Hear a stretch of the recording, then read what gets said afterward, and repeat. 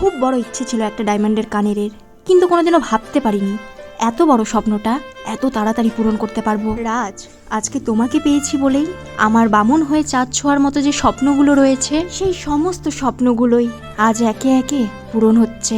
এই জীবন নিয়ে আমার আর কোনো অভিযোগ রইল না। ঘটনার প্রথম থেকে আসি।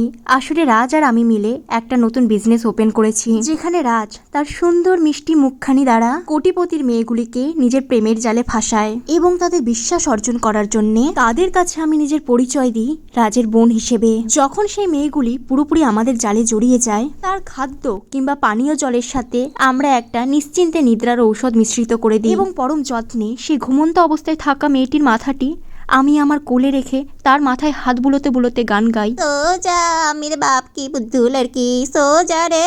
তারপরে তার পিতামহের কাছে কল যায় একটি মুক্তিপণের। এই করে করে আমাদের বিজনেস খুব ভালোই চলছে। তাই সকালবেলা রাজ আমার হাতে খুশি হয়ে 10 টাকা দিয়ে বলল, যা দিবাংশী যা, জিলে আপনি জিন্দেগি। এবং আমিও খুশির অশ্রু চোখ থেকে ঝরাতে ঝরাতে দৌড় লাগালাম কসমেটিকের দোকানে। সেখানে গিয়ে 5 টাকা দিয়েই কানেরটা কিনে এনেছি। এখন আরো 5 টাকা পড়ে আছে, তবে আমি সেটা রেখে দিয়েছি আরো একটা ঘুমের ওষুধ কেনার জন্য। আর তোমাদের মধ্যে কেউ যদি আমাদের সাথে পার্টনারশিপে আসতে চাও তাহলে অবশ্যই একটা কমেন্ট করে দিও। এখন টাটা বাই বাই, আরো একটা কাজ পেন্ডিং আছে।